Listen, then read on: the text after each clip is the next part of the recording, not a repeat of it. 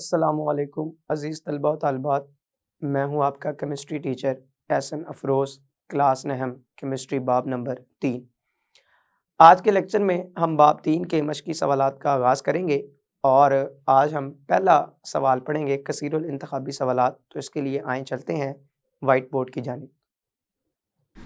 बाब नंबर 3 के मशक़ी सवालात में से पहला है कसीरुल इंतखाबी सवालात। उसका पहला है पीरियोडिक टेबल में एलिमेंट्स का एटॉमिक रेडियस।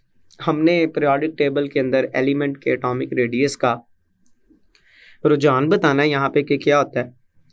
तो पहला जवाब लिखा हुआ है कि पीरियड में बाएं से दाएं बढ़ता है। हमने बताना है कि अगर हम पीरियड में बाएं से दाएं जानिब की तरफ देखें तो क्या ये साइज बढ़ता है। दूसरे नंबर पर ग्रुप में ऊपर से नीचे बढ़ता है। तीसरे नंबर पर पूछा है ग्रुप में ऊपर से नीचे कम होता है।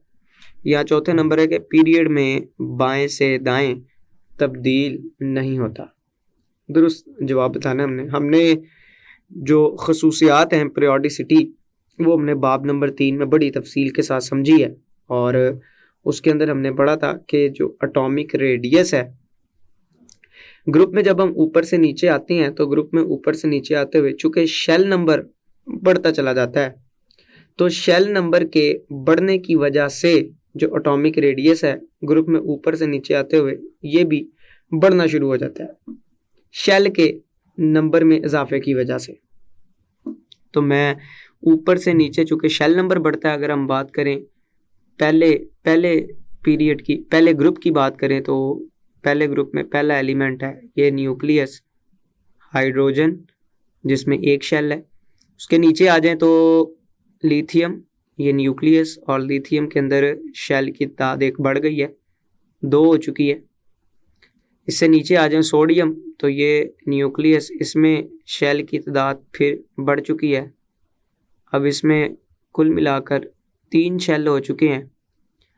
नीचे आ जाएं पोटाशियम तो ये उसका न्यूक्लियस ये उसका पहला शेल फिर ये दूसरा फिर ये तीसरा और फिर ये चौथा। आप देख सकते हैं कि जैसे जैसे हम ऊपर से नीचे आ रहे हैं ये पहला पीरियड था, उसके बाद ये दूसरा पीरियड था, उसके बाद तीसरा पीरियड, उसके बाद चौथा पीरियड। ग्रुप के लिहाज से बात करें तो ये पहला ग्रुप है। तो ग्रुप में ऊपर से नीचे चूंकि शेल नंबर बढ़ता चला जाता है, अगर मैं इन तमाम के शेल्स के लिहाज से इनकी तकसीम की बात करूं तो ग्रुप में ऊपर से नीचे आते हुए चूँकि शेल नंबर ये बढ़ता है तो लिहाजा जो एटॉमिक रेडियस है वो भी ऊपर से नीचे आते हुए बढ़ता चला जाएगा। आप देख सकते हैं कि पहले पीरियड में शेल की जो टोटल तादाद है वो 1 है, दूसरे में शेल की तादाद 2 है, तीसरे में शेल 3 है, चौथे में शेल 4 है। तो चूंकि ऊपर से नीचे आते हुए शेल नंबर एक एक करके बढ़ता चला जा रहा है, इस वजह से मैं कह सकता हूं कि जो एटॉमिक रेडियस है वो भी ऊपर से नीचे बढ़ता चला जाएगा शेल के नंबर बढ़ने की वजह से। बी जवाब जो है वो दुरुस्त है कि ग्रुप में ऊपर से नीचे बढ़ता है, तो मैं इसको बी को यहाँ पे टिक कर लूंगा।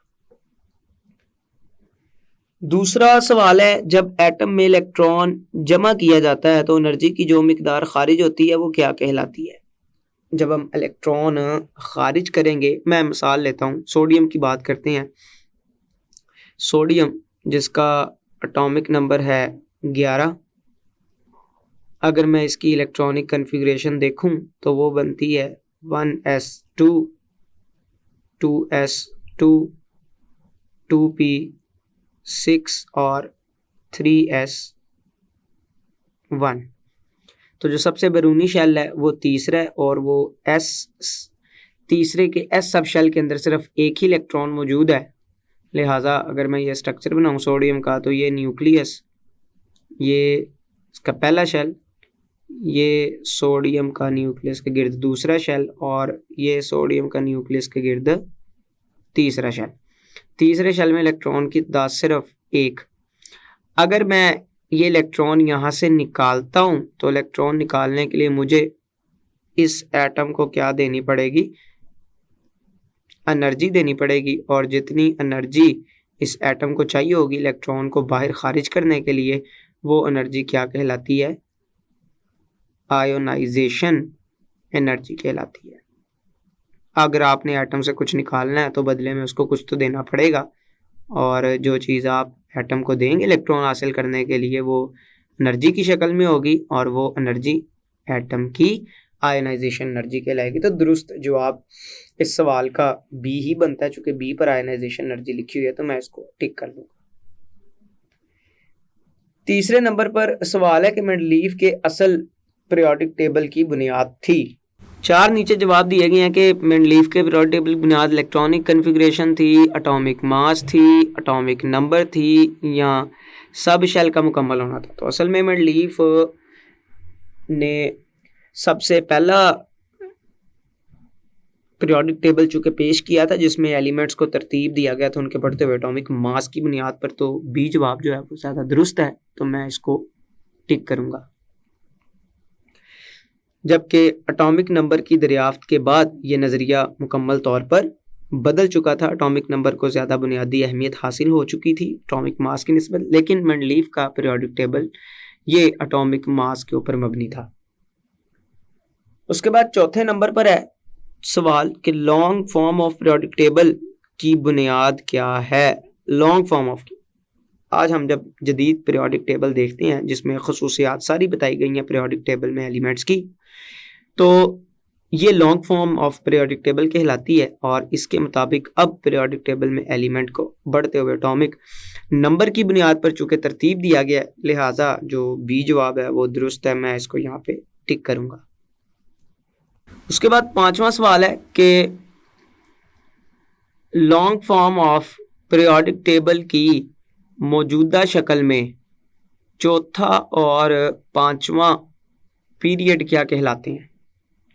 Long form of periodic table की मौजूदा शक्ल, ये बात भी आपने ज़हन में रखनी है। मौजूदा शक्ल मतलब जदीद पीरियोडिक टेबल के मुताबिक जो चौथा और 5वां पीरियड है ये क्या कहलाते हैं। अगर मैं बात करूं पीरियोडिक टेबल में एलिमेंट्स की जो पीरियड के अंदर तकसीम है उसके लिहाज से, तो जो पहला पीरियड है, पहले पीरियड के एलिमेंट्स जो हैं या जो पहला पीरियड है ये शॉर्ट पीरियड कहलाता है। पहले पीरियड को हम क्या कहते हैं, शॉर्ट। शॉर्ट क्यों कहते हैं, बिल्कुल छोटा है, इसमें सिर्फ 2 ही एलिमेंट्स मौजूद हैं, हाइड्रोजन और हीलियम, इस वजह से ये शॉर्ट पीरियड कहलाता है। अगर मैं बात करूं दूसरा और तीसरा, तो ये दोनों जो हैं ये नॉर्मल पीरियड्स कहलाते हैं, क्योंकि इन दोनों के अंदर इलेक्ट्रॉन की तादाद जो है वो 8 के बराबर है, लिहाजा ये नॉर्मल पीरियड कहलाते हैं। और अगर मैं बात करूं चौथा और 5वां, तो ये दोनों पीरियड जो हैं चूँकि 18-18 इलेक्ट्रॉन्स रखते हैं, जिसकी बुनियाद पर हम इनको लॉन्ग पीरियड के नाम से जानते हैं। तो ये दोनों चौथा और 5वां क्या कहलाते हैं, लॉन्ग पीरियड, लॉन्ग पीरियड कहलाते हैं। तो यहाँ पर भी लॉन्ग पीरियड के वाले से जो दुरुस्त जवाब है वो सी है, तो मैं उसको टिक करूंगा। छठा सवाल है कि मंदरजा झैल में से किस हैलोजन की इलेक्ट्रोनेगेटिविटी सबसे कम है। किस हैलोजन की इलेक्ट्रोनेगेटिविटी सबसे कम है। इलेक्ट्रोनेगेटिविटी हमने पढ़ा है कि जब हम बात करते हैं पीरियड की, तो पीरियड में जो इलेक्ट्रोनेगेटिविटी है ये बाएं से दाएं जानिब, बाएं से दाएं जानिब इलेक्ट्रोनेगेटिविटी की वैल्यू बढ़ती है, क्योंकि बाएं से दाएं जानिब जो एटॉमिक साइज है वो कम होता चला जाता है। लेकिन अगर मैं बात करूं ग्रुप की, तो ग्रुप में जो इलेक्ट्रोनेगेटिविटी है वो ऊपर से नीचे की जानिब ये चूंकि कम होती है, ऊपर से नीचे की जानिब। और यहाँ पर पूछा गया कि हैलोजन की इलेक्ट्रोनेगेटिविटी, हैलोजन के बारे में पूछा गया। तो हैलोजन में हमारे ये ग्रुप के 17वें ग्रुप के मेंबर हैं हैलोजन, तो ग्रुप नंबर अगर 17 की बात करें तो पहला मेंबर है फ्लोरीन है, उसके नीचे क्लोरीन है, फिर ब्रोमीन है, उसके बाद आयोडीन है। तो ऊपर से नीचे आते हुए इनकी जो इलेक्ट्रोनेगेटिविटी है वो चूंकि कम होती है एटॉमिक साइज के बढ़ने से, तो फ्लोरीन की सबसे ज़्यादा होती है और इसकी इलेक्ट्रोनेगेटिविटी 4 होती है। उससे नीचे आए तो क्लोरीन की इलेक्ट्रोनेगेटिविटी है जो कि 3 है। उसके बाद अगर हम उससे नीचे आए तो ब्रोमीन की इलेक्ट्रोनेगेटिविटी 2.8 है। उससे नीचे आए तो आयोडीन की इलेक्ट्रोनेगेटिविटी सबसे कम 2.5 के करीब है। तो ऊपर से नीचे आप देखते हैं इलेक्ट्रोनेगेटिविटी की मिकदार कम होती चली जा रही है, लिहाजा मैं दुरुस्त जवाब यहाँ पे हैलोजन्स में से डी दुरुस्त है, मैं इसको टिक करूँगा कि सबसे कम आयोडीन की है। 7वें नंबर पर है एक पीरियड में इनमें से कौन सी चीज़ कम होती है। तो अगर मैं बात कर रहा हूँ पीरियड की तो मुझे बताना पड़ेगा यहाँ पे कि कौन सी चीज़ कम होती है पीरियड के अंदर। तो जितनी भी तरह की एनर्जी की मिकदारें हैं वो पीरियड में जब हम बाएं से दाएं जानिब देखते हैं तो वो बढ़ती हैं। सिर्फ और सिर्फ जो रेडियस है वो पीरियड में बाएं से दाएं जानिब क्या होता है, कम होता है। अगर आप देखें तो ये अगर लिथियम है, लिथियम के बाद ये बेरिलियम है, उसका साइज़ लिथियम से छोटा होगा। आप मज़ीद आगे बढ़ेंगे तो बोरोन, उसका साइज़ और छोटा होगा। आप बोरोन से आगे कार्बन, उसका साइज़ और छोटा होगा। कार्बन से आगे अगर आप बात करेंगे नाइट्रोजन तो उसका साइज़ और छोटा होगा। फिर ऑक्सीजन, उसके बाद फ्लोरीन, उसके बाद हीलियम। तो आप देख सकते हैं जैसे जैसे आप पीरियड में बाएं से दाएं जाने चले जाते हैं वैसे वैसे जो एटॉमिक रेडियस या एटॉमिक साइज है वो कम होता चला जाता है। क्यों? क्योंकि शेल वही रहता है, इलेक्ट्रॉन की तादाद बढ़ती है, न्यूक्लियर चार्ज बढ़ता है, एटॉमिक रेडियस कम होता है। लिहाजा 7वें का जो दुरुस्त जवाब है वो ए है, एटॉमिक रेडियस। तो मैं इसको टिक करूंगा। उसके बाद 8वें नंबर पर है कि ट्रांजिशन एलिमेंट्स क्या होते हैं इनमें से। गैसेस हैं, मेटल्स हैं, नॉन मेटल्स हैं या मेटलॉइड्स हैं। तो ट्रांजिशन एलिमेंट अगर हम अपने पीरियोडिक टेबल को देखें तो पीरियोडिक टेबल की तरतीब के लिहाज से जो ग्रुप नंबर 3 से लेकर 12 तक के जो एलिमेंट्स हैं ये सारे के सारे ट्रांजिशन एलिमेंट्स कहलाते हैं। और अगर मैं ट्रांजिशन एलिमेंट की बात करूं तो ये सारे के सारे मेटल्स हैं। पीरियोडिक टेबल में 80% एलिमेंट्स जो हैं वो मेटल्स हैं। पूरे पीरियोडिक टेबल के अंदर 80% क्या मौजूद हैं, मेटल्स हैं। और इनमें ये ट्रांजिशन एलिमेंट्स भी हैं जो 3 से लेकर 12 के ग्रुप के एलिमेंट्स हैं। तो इस मुनासबत से जो दूसरा जवाब है बी वो दुरुस्त है। तो ट्रांजिशन एलिमेंट्स ये मेटल्स हैं, तो मैं इसको बी को यहाँ पे टिक करूँगा।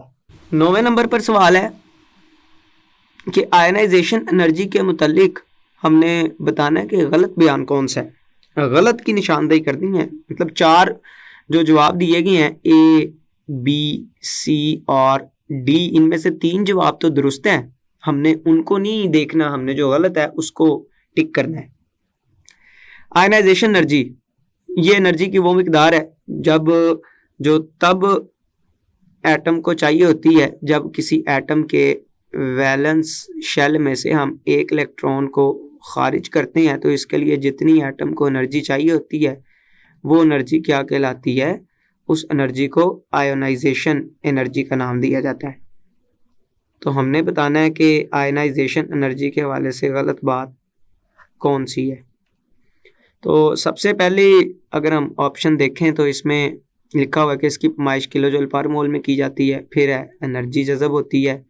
फिर तीसरे नंबर पर पीरियड में बतदरीज कम होती है। चौथे में है कि ग्रुप में कम होती है। तो हमने पढ़ा था कि ये इसकी पैमाइश किलोजूल पर मोल में होती है, ये दुरुस्त बात है। एनर्जी जज़ब होती है, इधर भी देखा हमने, ये भी दुरुस्त बात है। पीरियड में कम होती है, हालांकि पीरियड में जब हम बाएं से दाएं आते हैं तो एटॉमिक साइज कम होता है जिसकी वजह से आयनाइजेशन एनर्जी बढ़ जाती है न्यूक्लियर चार्ज के बढ़ने से। तो ये वाला जो जवाब है ये यहाँ पे गलत है और हमने गलत को ही टिक करना है। तो सी इस मुनासबत से दुरुस्त है, ये मैं टिक करूँगा।